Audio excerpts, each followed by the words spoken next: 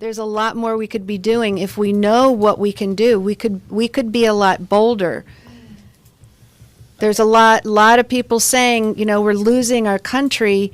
We can't blame those that are against God. We need to look at ourselves as the believers. Are we standing up and making a relevant appeal in the public square for God and for the things, the biblical principles that we have? Are we doing that? And would that be shifting the nation if we would stand up? Can I make one more comment Sure. about that? Yeah. This is there's been such a chilling effect, especially on our schools, with this, separation of church and state, that people are just afraid to even say God, especially in schools. That's why in God we trust, which is our national motto. I keep saying that over and over. It's already our national motto. I didn't make it. The Congress passed it. The President signed it into law. It's been upheld by the Federal Appeals Court, the 9th District, which is one of the most liberal Supreme Court appeals courts in the country. It's been upheld there. But there's this chilling effect that schools are like, I don't want anything to do with that.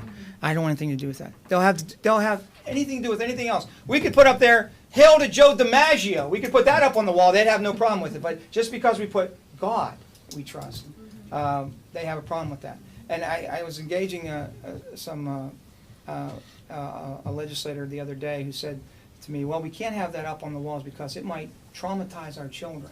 So if they're not a believer, they could be traumatized by seeing God we trust on the wall. And my response was, now let me get this straight. So, I can go into the schools and I see Harry Potter, I see witches on brooms, I see zombies are all the rage, I see Draculas with blood dripping off their teeth. That doesn't traumatize young people, but in God we trust would send them into a shiver.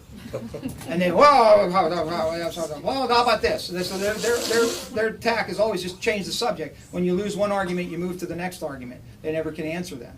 So this is what we're facing. This is what we're fighting. It's a shame we let it get this far, but it's time to draw a line in the sand. It's time to start turning it back the other way. And it's hard to turn a big ship. You know that. The old Navy, we've got some Navy guys in here and gals. And it's hard to turn that big ship, but we have to start.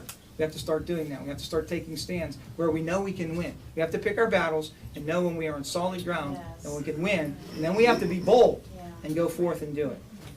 That's where we need your help.